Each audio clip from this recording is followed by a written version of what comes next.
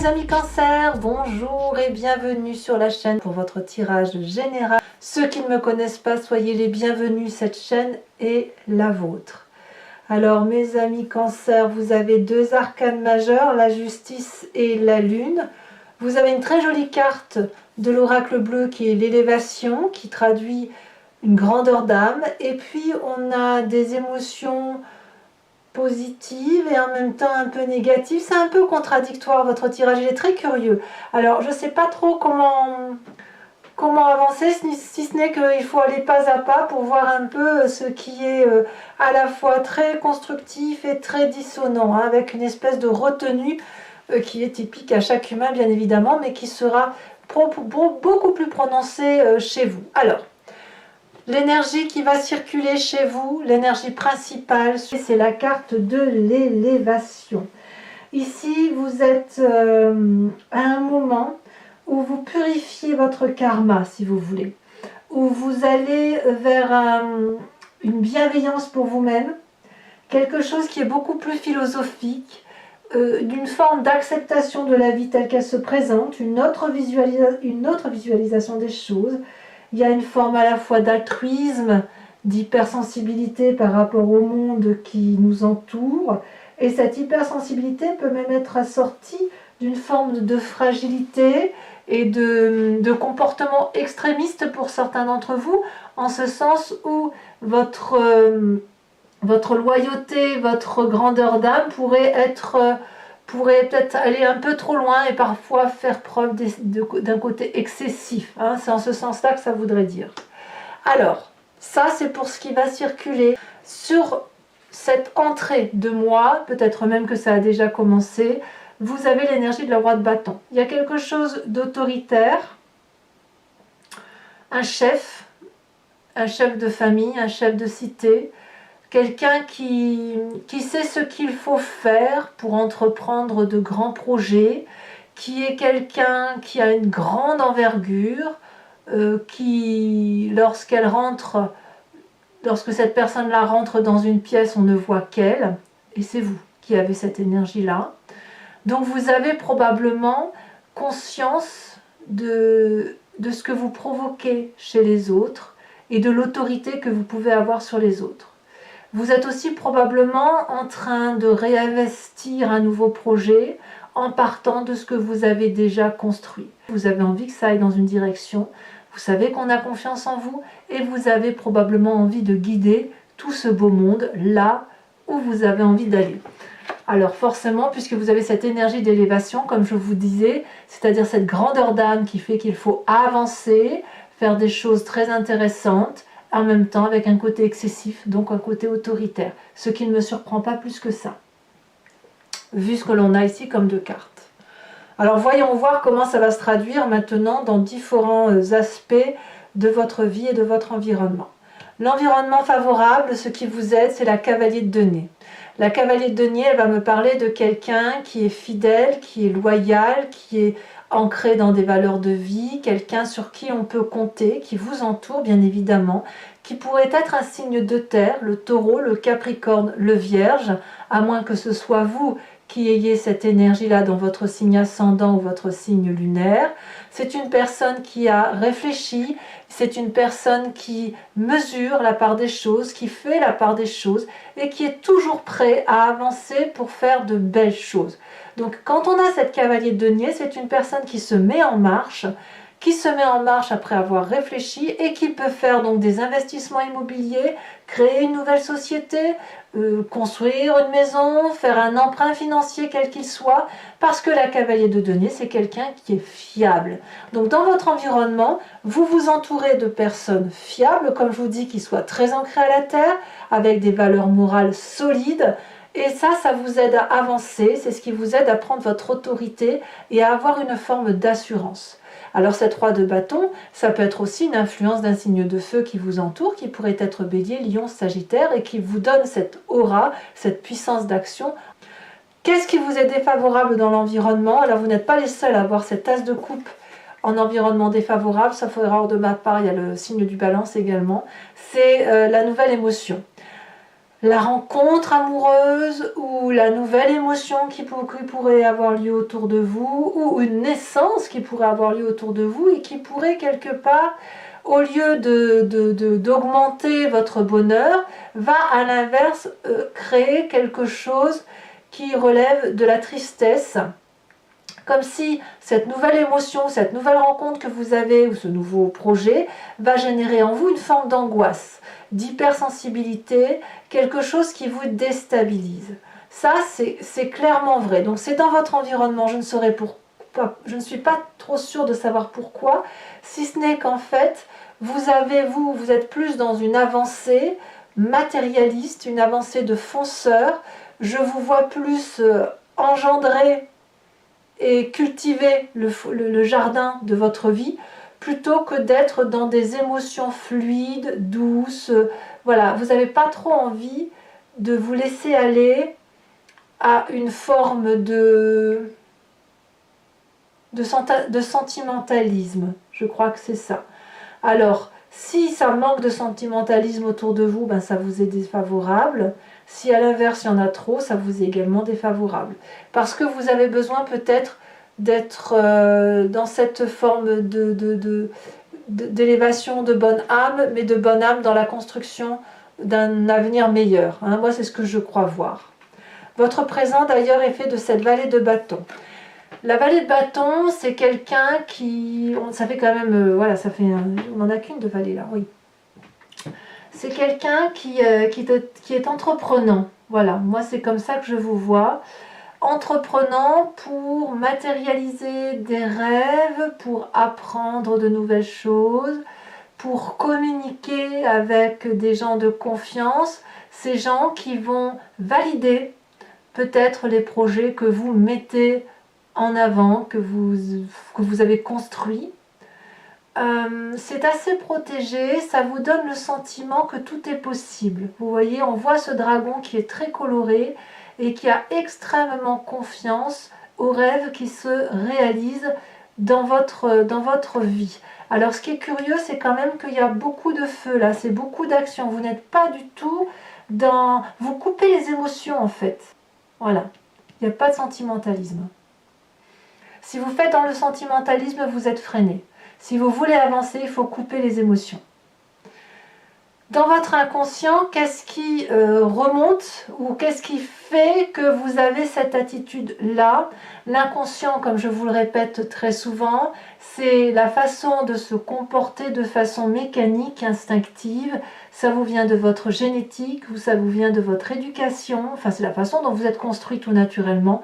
Et ça peut même venir d'une action, de quelque chose qui s'est passé dans votre vie, que vous avez eu à subir et qui a fortement impacté votre comportement pour l'avenir. Donc c'est ça votre inconscient, et c'est une façon d'agir sans réfléchir, au même titre que vous respirez ou vous clignez des yeux. Dans votre inconscient, il y a la carte de la justice. Donc quelque part, inconsciemment, vous êtes en train d'élever votre âme. Vous voyez, on l'a dans l'élévation. Vous avez envie de devenir quelqu'un de bien et de fort. Et pour ça, vous êtes en train de faire une forme d'auto-justice. Vous vous jugez vous-même. Vous mettez ce magnifique dragon face à vous-même et vous déroulez le parchemin de votre vie et vous vous dites « Voilà ce que j'ai fait, voilà ce que j'ai fait de bien dans ma vie, voilà ce que j'ai fait de beaucoup moins bien, voilà ce dont je suis fière et ce dont je ne suis pas fière. » Et cet inconscient-là, il a besoin d'être là, de se manifester à vous, parce que c'est ce qui va vous permettre d'avancer, c'est ce qui va vous permettre de sortir d'une forme d'auto-sabordage et puis d'une forme enfin pour ceux qui voudraient se saborder, c'est pour ça qu'on a cet as de coupe là, et ça vous permet aussi de sortir d'une forme de zone de confort. Hein, on agit par mimétisme, par réconfort, parce qu'on est assuré qu'il ne nous arrivera rien. Et là, votre inconscient vous dit ouvertement que si vous voulez avancer, eh bien il faut impérativement regarder ce qu'il y a au fond de nous qui nous empêche, qui nous entrave. Regarder avec objectivation, hein. Enfin, c'est objectif tout ça. on coupe les sentiments, et couper les sentiments, c'est se comporter comme un scientifique. Et quand on est comme un scientifique, on n'a peur de rien. On peut avoir cet ami loyal qui nous propose de nous aider, et on peut être comme ce roi de bâton, comme un chef qui avance. Ça ne veut pas dire que vous enlevez votre bienveillance, ça ne veut pas dire ça, parce que vous avez cette carte de l'élévation qui fait de vous que vous avez envie d'être une personne bienveillante. C'est juste que, voilà, vous devez couper vos émotions pour pouvoir avancer. Alors, pourquoi vous avez tout ça? Quelle est la part du passé qui remonte et qui fait que votre inconscient se met à bouillonner comme ça? Nous avons cette 7 de coupe. Je pense que vous venez d'un passé où vous avez peut-être eu du mal à faire des choix, où vous avez dû en faire et ça vous a coûté. La 7 des coupes, elle traduit une multitude de petits tiroirs de vie, que l'on a remplis d'objets, que l'on a remplis d'amour, que l'on a remplis d'instruction, de savoir, de communication, d'interaction sociale, etc. On l'a même rempli de travail, d'une place certaine dans la société. Et puis les tiroirs sont pleins à craquer. Et quand c'est plein à craquer, il faut faire du tri. Il faut vider ce qu'il n'y a plus à vider. Et votre passé là remonte à la surface. Il est possible que vous ayez fait, dans un temps plus ou moins ancien, du tri dans différents choix à opérer. Qu'est-ce qu'il fallait opérer pour un temps? Est-ce que vous aviez privilégié votre vie affective? Il fut un temps, ou est-ce qu'il fut un temps vous avez dû privilégier votre enseignement, votre travail? Il fut un temps, est-ce que vous avez dû privilégier votre hobby, votre passion? Je ne sais pas. Ce passé-là remonte à la surface et vous avez pleinement conscience qu'aujourd'hui, vous devez refaire ce tri qui va vous permettre d'avancer. Et il est clair que pour vous permettre de vous élever et d'avancer, il faut couper cette forme de sentimentalisme. Alors, le futur proche, comment il s'annonce? Eh bien, le futur proche me dit que, même avec la meilleure des volontés, ce sentimentalisme, vous allez avoir du mal à le couper. Vous avez cette 4 de denier. Alors, je parle de sentimentalisme au sens large, parce que pour certains cancers, ce sera les émotions pures. Pour les autres, ce sera du matériel, cette difficulté à faire des choix. Pour d'autres encore, ce sera de supprimer certaines croyances. La 4 de denier, c'est la carte de l'avarice, celle qui fait que l'on doit grandir, celle qui fait que l'on doit lâcher prise, celle qui fait que l'on doit lâcher ce contrôle sur tout. La 4 de denier me dit que clairement vous n'êtes pas prêt. C'est-à-dire que dans votre inconscient, c'est là, ça se prépare, ça doit se manifester parce que votre temporalité suppose qu'il se passe des choses dans votre vie, mais vous n'êtes pas prêt. Vous n'êtes pas prêt, vous savez que vous devez le faire, mais vous n'êtes pas prêt sentimentalement à faire ces choix-là. Et ça se traduit là par une forme de résistance, de dire non, je peux avancer en gardant tout. Eh bien non, il faut à un moment donné faire de la place dans ces tiroirs, comme je vous le disais, pour pouvoir vous permettre d'avancer. Vous ne perdrez rien, c'est juste que vous transformez ou vous laissez de côté ou vous investissez ailleurs certaines choses de votre vie pour dire de pouvoir faire d'autres choses. Sinon, vous pouvez vous mettre dans une bulle et ne plus jamais rien faire de votre vie. Voilà, et de toute façon, quand vous avez cette énergie de roi de bâton qui suppose que vous vous imposiez comme un chef, qui suppose que vous fassiez autorité, que vous êtes aidé d'ailleurs par une personne qui est fidèle à vous et qui vous veut du bien et qui a réfléchi à tous les détails qui font que votre projet est réalisable, il va falloir accepter de faire ces choix pour vous permettre d'avancer. Et donc, mais bon, vous allez faire de la résistance, parce que vous avez votre grandeur d'âme qui vous fait dire que vous pouvez tout faire en même temps. Alors dans votre état d'esprit, forcément, ça va se passer par une envie de colère, par la 5 d'épée, par la défensive. Vous serez sur une défensive parce que quelque part, vous allez vouloir allier le sentimentalisme avec certains autres aspects de votre vie. Vous allez avoir l'impression peut-être que l'on vous spoil, un sentiment peut-être d'envahissement, d'invasion de votre sphère d'intimité. La carte de la justice dans votre inconscient, elle va se manifester à travers des querelles, peut-être vis-à-vis des autres, ou soit vous serez ce personnage d'attaque, lourdement armé, soit vous serez ce personnage de défense qui défendra sa demeure, sa sécurité, etc. Ça va effectivement avec ce futur proche, avec votre état d'esprit, c'est ce côté de résistance, de garder le contrôle et de ne rien lâcher. Alors, que vous dit votre famille et vos amis? Eh bien, la famille et les amis ne savent pas trop comment vous conseiller, parce que vous êtes littéralement dans cette carte de la lune qui fait que vous êtes soit dans l'illusion, la désillusion, vous ne savez plus trop sur quel pied danser. Vous avez cette carte des choix qui vous remonte du passé, vous avez déjà fait ces choix et aujourd'hui vous êtes en difficulté pour réaliser ces choix, vous voulez tout garder parce que tous les choix, tout ce que vous avez construit dans votre vie, c'est autant de rêves qui a pu se manifester dans votre réalité. Et aujourd'hui, vous demandez de vous faire justice, d'élever votre âme. Et élever son âme, ça suppose de lâcher du poids, le poids de la vie temporelle. C'est quelque chose de compliqué. Vous ne savez pas, vous, si vous devez rester sur cette terre bien ancrée, avec les valeurs qui ont été les vôtres, avec ce que l'on vous a appris, et cette élévation spirituelle, cette grandeur d'âme. Vous voudriez concilier le tout. Et peut-être même que si vous vous bagarrez ici, c'est parce que vous avez le sentiment qu'on vous impose une situation familiale que vous n'avez pas envie d'avoir, parce que vous n'avez pas envie de sortir de votre zone de confort. Vous voulez cette belle âme, vous voulez cette beauté d'âme que vous pouvez avoir, mais vous voulez l'avoir sans faire d'effort. Et ça, c'est un peu compliqué, quoi, parce qu'à un moment donné, il faut matérialiser ses rêves, il faut pouvoir mettre des mots sur les mots, il faut pouvoir agir au moment où il faut agir. Voilà, quitte à mettre à la poubelle certains petits aspects de votre vie ou simplement de transformer certains choix vers d'autres choses pour vous éviter de tout lâcher. Vous savez, comme on dit, rien ne se perd, rien ne se gagne, tout se transforme. Conséquence de vos actions et de vos pensées sur vous-même, vous vous réfugiez en vous. Vous plongez dans votre foyer spirituel, dans votre âme à vous, vous mettez en sécurité. Moi, je sens ça. Vous allez vous mettre en sécurité dans là où vous vous sentez le mieux, donc par certains membres de votre famille probablement, mais je pense que c'est surtout dans votre âme à vous. Hein. Vous allez plonger dans les profondeurs de vos émotions, parce que là, vous ne risquez rien. Voilà, c'est comme ça que ça semble. Vous avez cette énergie de patriarche, hein, cette autorité, cette envie de redémarrer quelque chose. On vous y pousse de l'extérieur. Mais voilà, vous avez du mal à vous mettre en route et malgré tout, même si vous le désirez profondément, il y a quelque chose qui vous en empêche. Et je pense que notamment, c'est ces émotions-là qui vous empêchent d'avancer. Conséquence de vos actions et de vos pensées sur l'environnement.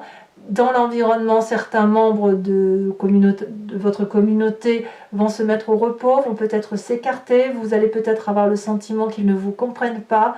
Moi, je dirais plutôt qu'ils vont se mettre au repos bien mérité, comme pour reprendre son souffle. Parce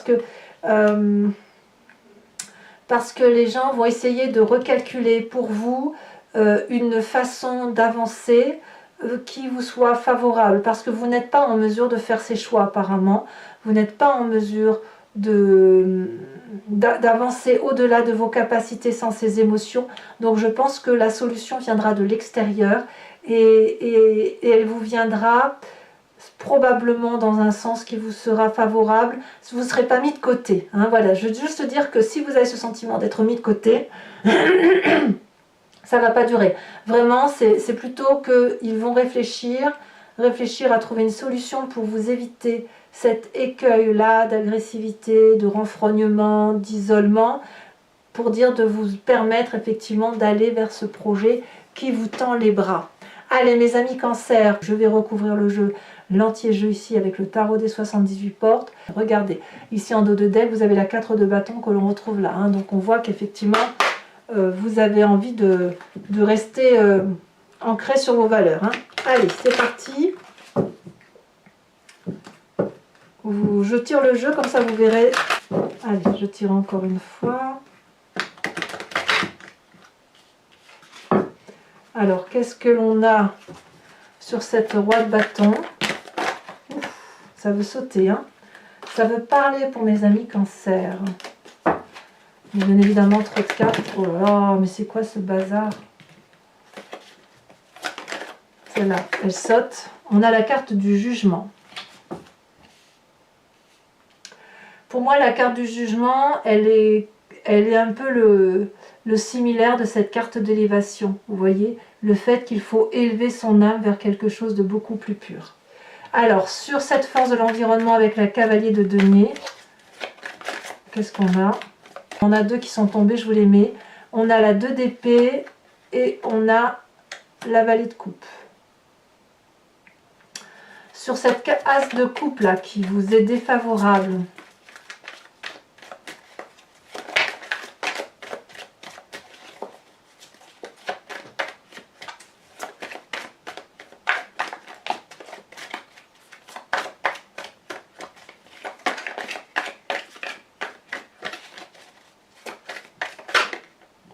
on a cette chevalier d'épée. C'est tout ce qui concerne un peu la colère. Hein. Votre présent avec cette vallée de bâton, qu'est-ce qu'on a?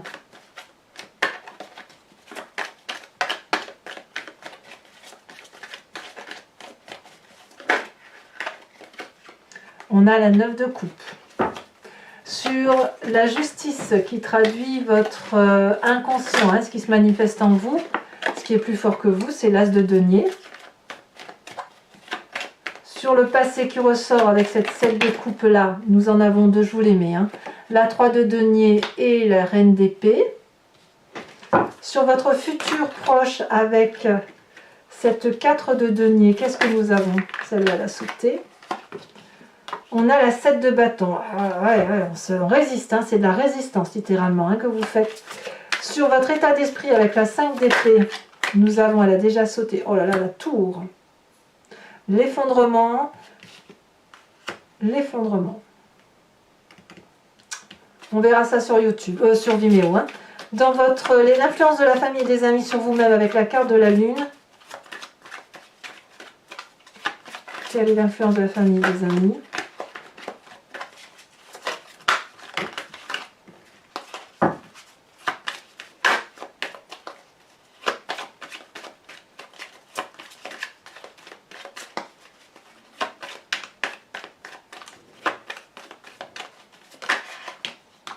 On a la 4 de bâton, encore. 4 de bâton ici, 4 de bâton là. Incroyable, hein? Sur les conséquences de vos actions et de votre pensée sur vous-même, on a la 4 d'épée. 4 d'épée ici, 4 d'épée là. C'est-à-dire que tout ce qui va se passer dans votre foyer va avoir des répercussions sur l'extérieur. Et sur cette 4 d'épée que l'on a sur l'environnement, vous voyez comme quoi, hein, les cartes, sur deux jeux de tarot, parfois, même une arcane mineure peut se retrouver sur deux jeux de tarot différents. Donc ça veut dire que même si le sentiment est passager, il est suffisamment intense pour vous faire réagir. Sur cette 4 d'épée qui est la conséquence de vos actions, de vos pensées sur l'environnement, on a aussi la 6 d'épée. Je vous tire également une autre carte de l'oracle bleu. La ville. Alors, toujours pour mes amis cancer, hein, pensez à une question précise et je vais y répondre. Alors, c'est pas une question par oui, non, c'est plutôt une question sur comment va évoluer telle ou telle situation. Si je prends telle ou telle décision, vers quoi je vais? C'est ça, hein, votre question.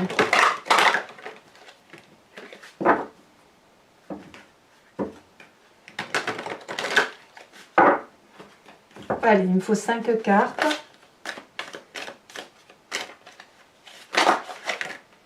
Nous avons l'as de pique, nous avons la 7 de cœur.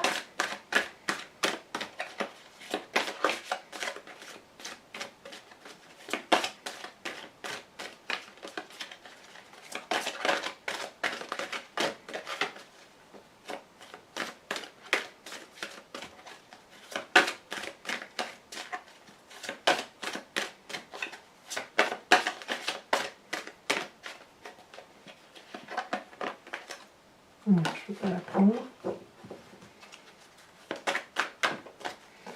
Alors, comment vous vous présentez pour le grand jeu de Mademoiselle Lenormand? Celle-ci, elle a sauté. Vous avez la 8 de cœur.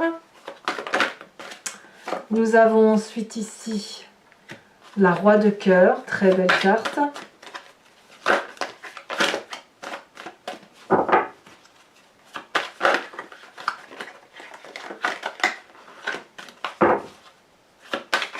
Et dernière carte.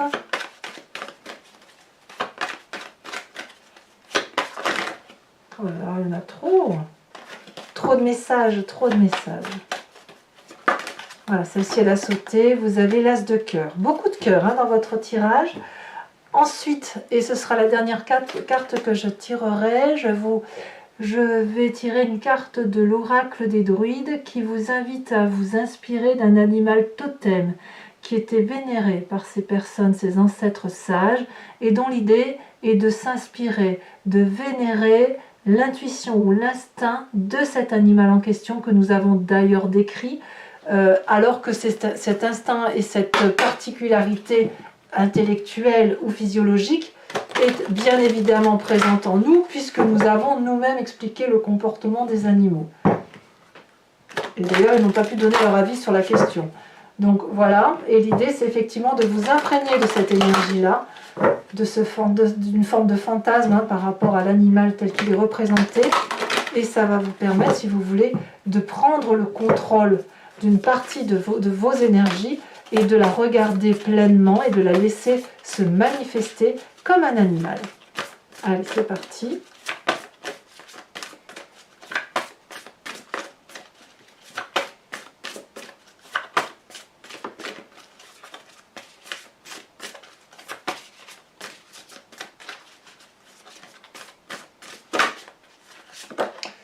Oh, on vous invite à vous inspirer du bélier, de l'animal bélier. Allez, on voit même un petit serpent là. Allez, mes amis cancer, n'hésitez pas à vous abonner, à commenter, à liker, à partager si ça vous intéresse. Dans tous les cas, moi je vous dis à très très vite. Et je vous dis, portez-vous bien, prenez soin de vous et de vos proches. Et je vous dis à bientôt. Bisous, bisous.